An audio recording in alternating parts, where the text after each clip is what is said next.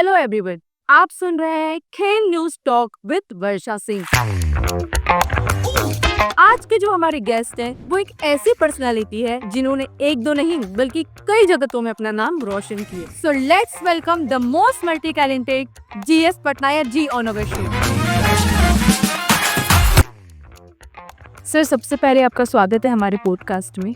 Thank you so much कि आज हम आपके थ्रू आपके लाइफ की जर्नी को जान सकेंगे। हम आपको इस पॉडकास्ट में आपके एजुकेशनल अचीवमेंट्स, आपके स्पोर्ट्स अचीवमेंट्स और डिफरेंट क्षेत्रों में जो आपने अचीवमेंट्स किए हैं उसके थ्रू अपने लिसनर्स को ये बताना चाहते हैं कि अगर आपके अंदर जुनून हो तो आप हर क्षेत्र में सफलता प्राप्त कर सकते। तो सर, जैसे कि हर सफल व्यक्ति की एक कहानी होती है और हर कहानी की एक शुरुआत होती है, तो वैसे ही हम आपकी कहानी को भी शुरुआत से जानना चाहते हैं कि वो एक बचपन में सपना देखने वाला बच्चा कैसा था, उसका बचपन और क्या थे उसके।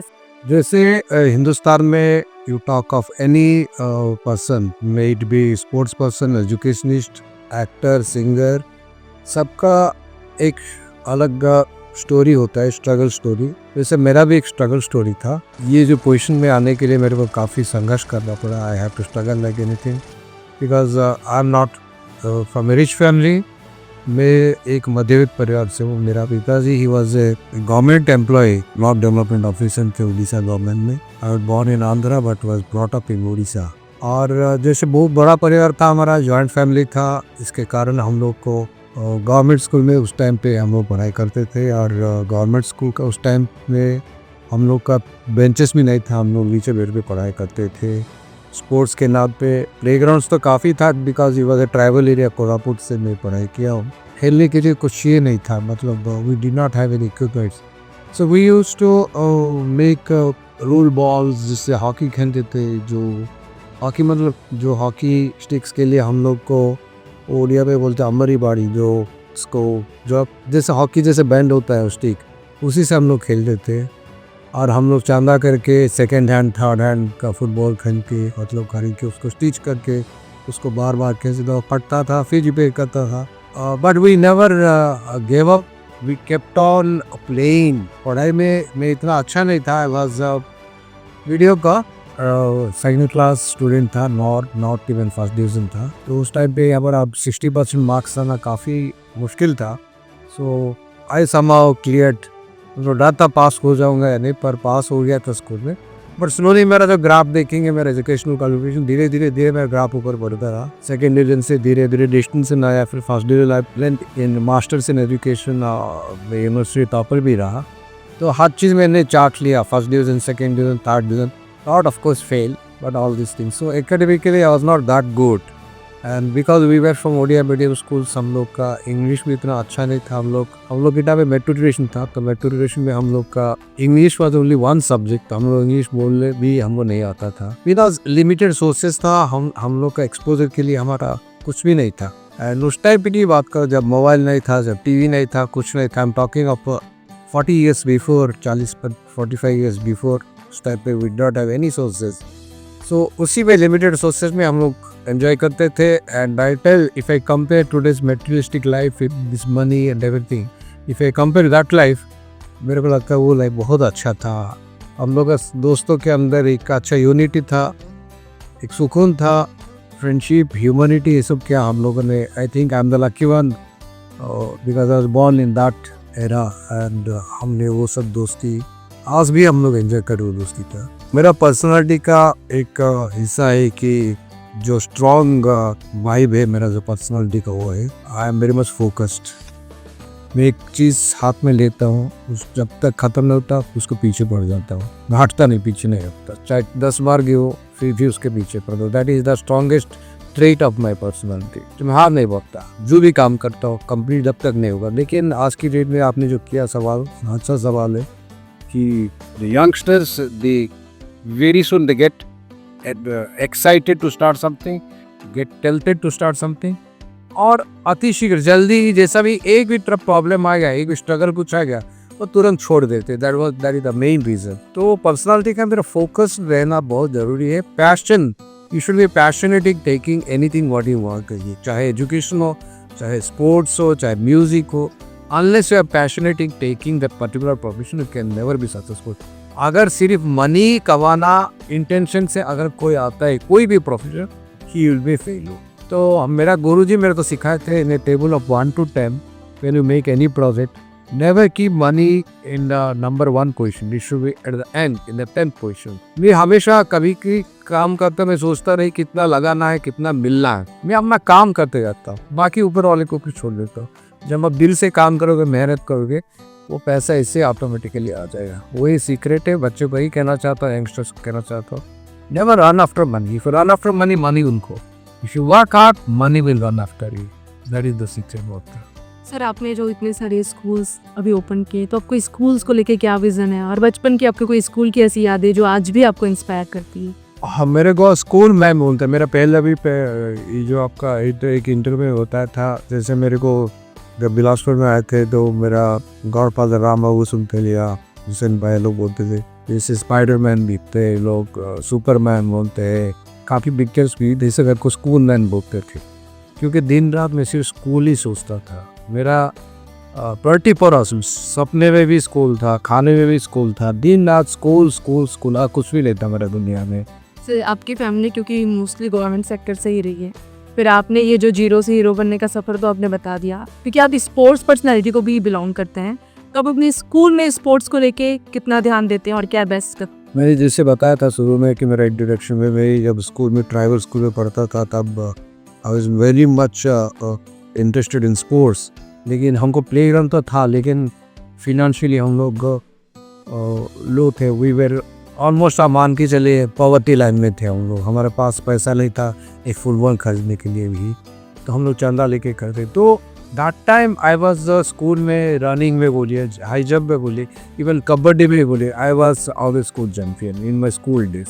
दैट टाइम स्पोर्ट्स को इतना बढ़ावा नहीं था, तब सभी को एक कहना था कि 90% लाओ, 95% लाओ, डॉक्टर बनो, इंजीनियर बनो, पैसा कमाओ, क्योंकि देखिए गरीब आदमी वही सोचता है खेल के लिए, he will not think of sports, he will think of for his livelihood. मेरा पापा भी बोलते हैं you think of your livelihood, कैसे नौकरी मिलेगा उसके लिए, बट मेरा अंदर एक बर्निंग डिजायर था, क्या नौकरी नौकरी नौकरी बोलते हैं। मेरे को हमेशा बोलता हम नौकरी करने वालों में नहीं है, हम नौकरी देंगे।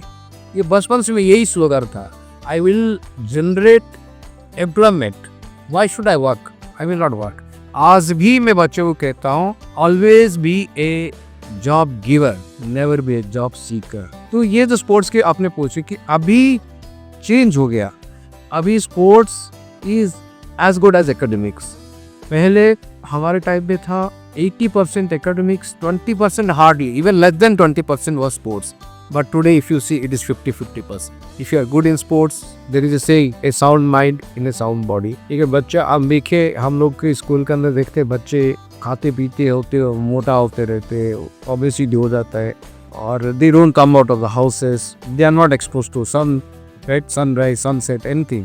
और इन लोग का घर क्या कर रहते रहते पढ़ाई करते करते करते इन लोग फ्रस्ट्रेशन हो जाता है, क्यों मेरा 90% नहीं आया। एक तो बैलेंस माइंड के लिए you need to have sports, definitely बच्चे को हर चीज़ करने की एंजॉय करना चाहिए। इसके लिए जो फैसिलिटी से हमारे टाइम पे नहीं मिल सका हमको स्कूल्स में, now I want to give those thing, because of that you see today in Bilaspur जैसे हमारा भरनी के अंदर काफ़ी स्पोर्ट्स फैसिलिटी आता है, स्विमिंग पूल हुआ, टेनिस कोर्स हुआ, बास्केटबॉल कोर्स हुआ, फुटबॉल हुआ, cricket, to talk of any sports, even Raipur also were coming up, central India is the best sports academy from Japan we have hired the architects, जो कि अभी अप्रैल में चालू होने वाले हैं। तो डेफिनेटली स्पोर्ट्स माई प्रायोरिटी धीरे धीरे स्पोर्ट्स की तरफ जा रहे हैं। सर और स्पोर्ट्स में अभी आप गर्ल्स का क्या रिस्पॉन्स देखते हैं कि गर्ल्स कितना आगे? या doing much better, I must say कि हमारा स्कूल का जो बालिका है, जो गर्ल्स है, they are better than boys. Sir जैसे पेरेंट्स को, बहुत सारे पेरेंट्स ऐसे होते हैं जिनको स्पोर्ट्स टाइम पास लगता है, तो आज के डेट में आप पेरेंट्स का क्या सोच देखते हैं कि उनको sports? I don't think that it was before, पहले था पेरेंट्स का, जैसे मेरा पापा मेरे को कहते थे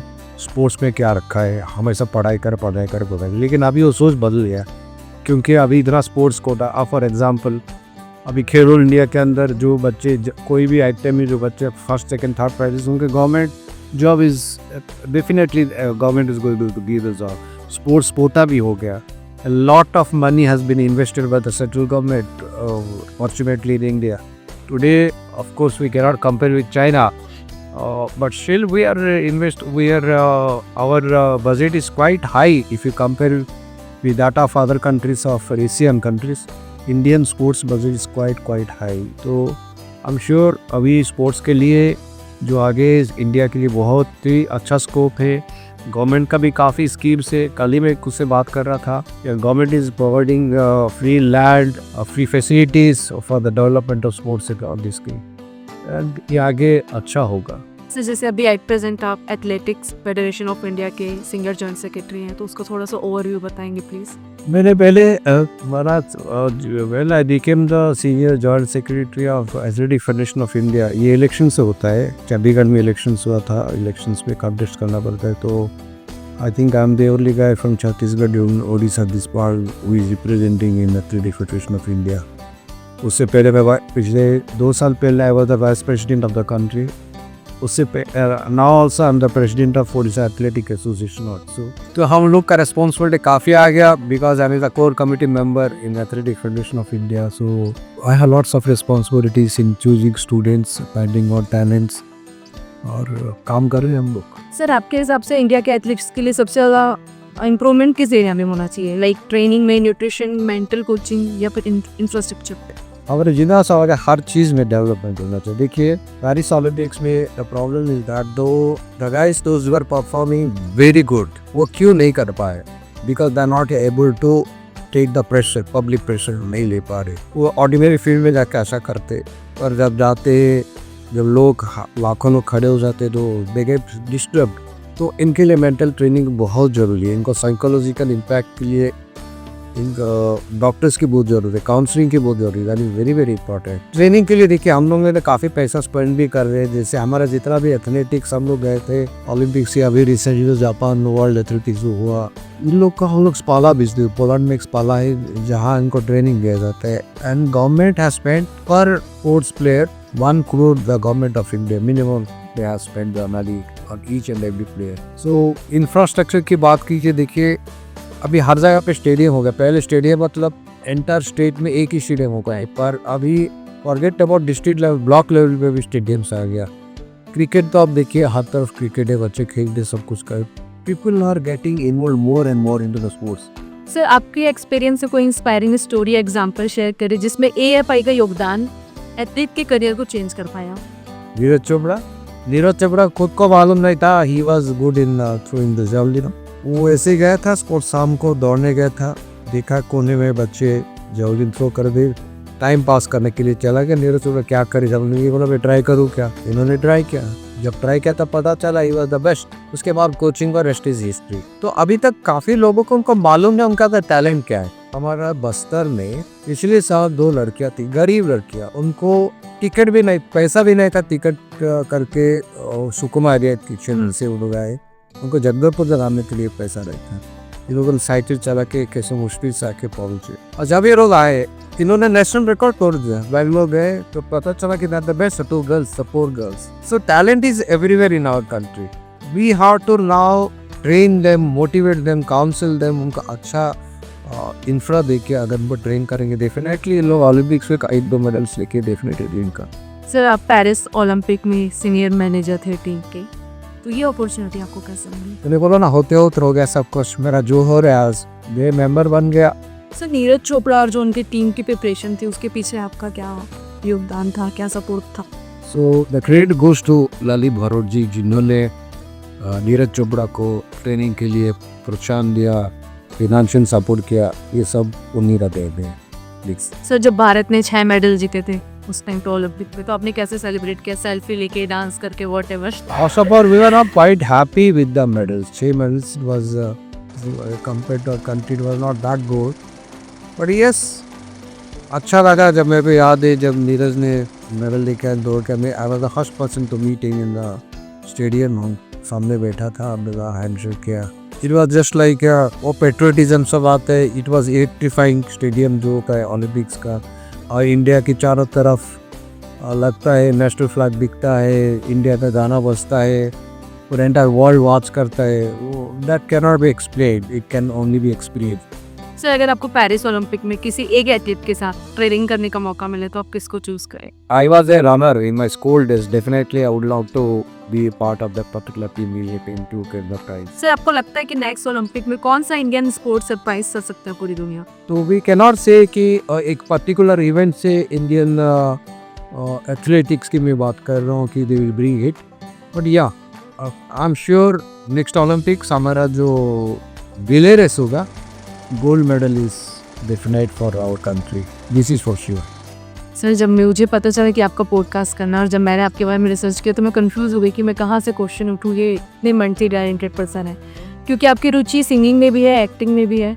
तो क्या ये रुचि आपकी बचपन से थी या कोई एक ऐसी स्टोरी है जिसने आपको इंस्पायर किया और आप इस क्षेत्र में आगे आ गए?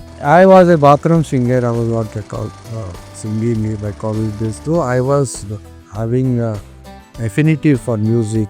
तो I must be thankful to COVID time. जब हम 2 साल घर में बैठ गए थे तब just to pass the time I started learning Hindustani classical harmonium and all this thing. Till that time I was not knowing that कि मैं गाना भी अच्छा कर सकता हूँ. एंड जैसे मैंने बताया कि मेरा strong trait of my personality is focusing. मैं फोकस करता हूँ तो काफ़ी फोकस किया. आपको 2 बजे तक 3 बजे तक कोविड पीरियड में हम लोग हारमोनियम सीख के हिंदुस्तानी क्लासिकल में पास भी हुआ था किया. उसके बाद जी म्यूज़िक में भी काफ़ी गाना गया. उड़िया गाना गया, तेलुगु गाना गया, हिंदी गाना गया, इंग्लिश गाना भी गया. तो काफ़ी गाना गया. अभी ये धीरे धीरे पार्ट भी हो गया. And I have my own orchestra team. मैं आई5 अवार्ड्स पे भी परफॉर्म किया. दुबई में, सिंगापुर में किया, शिकागो में किया. सर कौन से आर्टिस्ट से सबसे ज़्यादा इंस्पिरेशन लेते हो आप म्यूज़िक में? My favourite is always Kishore Kumar. Sir आपका उड़ीसा से बहुत गहरा लगाव है और मैंने आपका एक चैनल का सॉन्ग सुना है मुटियालू माँ. तो 2 लाइन प्लीज के गा के सुना सकते? It is a goddess. मेरे बचपन से एक गॉडेस के पास ज़्यादा था, Mutyalamma. She is from that same Koraput tribal area में से है. मेरा mummy use to force me to go to the temple every Tuesday. मंगलवार के दिन माँ का रख होता है. तो उस टाइम पे कहता तो पहला गाना मेरा वही माँ के मंदिर से चालू किया, उनका आशीर्वाद लेके. तो गाना ऐसा है, I am not in a mood to sing but since it is a podcast I have to sing. I don't have choice. Just 2 likes. हातरे अछि माला मंदार जोई मागो दिया पहाड़ मुत्यालुम्मा सुन गुहारी तुम्हें परा मोर सब सबूरी. Something like that. Alphonse are very nice. Sir south Indian film के इंडस्ट्री में आपको जैसे लगाव है, तो क्या आपको भविष्य में कौन से रोल में देखने वाली? अदर को ऑफर आया, जेमिनी प्रोडक्शन से एक ऑफर आया है तेलुगु पिक्चर में लीड रोल के लिए. सर यूथ के गोल्डन मैसेज जो भी इंस्पायर करे अपने सपने पूरे. Hard work, no shortcut, no shortcuts. Thank you so much sir for sharing your inspirationable story to us. I am sure कि जिस एज के भी लोग आपको सुन रहे होंगे वो डेफिनेटली आपसे इंस्पायर होंगे और ये सीखेंगे कि सपने देखने की कोई उम्र नहीं होती. ये आपको ये बात करना चाह रहा हूँ रखने से पहले, ये सब जो मैं कर रहा हूँ इसके पीछे एक कारण ऑब्जेक्टिव है कि बेसिकली मैं एजुकेशन स्कूल्स चला रहा हूँ. Seeing is believing. जब बच्चे मेरे को देखते हैं, आज हमारा ग्रुप थे 70,000 प्लस स्टूडेंट्स से, ये जब देखते हैं जब एमडी साहब वहाँ साइकिल में स्कूल आते हैं, जिम जाते हैं, स्पोर्ट्स करते हैं, गाना गाते हैं, एक्टिंग करते हैं, जिम जाते हैं, ये सब जब देखते हैं ना, उससे वो लोग काफ़ी बच्चा is motivated, inspired with. Oh I want to give a message to my friends. Most of my friends are suffering from lots of diseases, lots of physical ailments. So I want to give a message through my actions to them. It's not that life has ended here at this age. Life is continuing. We have to go miles and miles and miles. There is a saying, "Woods are lonely, dark and deep, and I promise you to keep miles to go before I see." One should not see. One should work hard. Keep on doing. Enjoy. At the same time, enjoy. So this is a message to my students, to my staff, to my family members, to all my friends. Never give up in life. Enjoy whatever you have. Don't feel bad for what you are not having. Enjoy for what you are having. That's all. Thank you. Thank you so much sir. Thank you.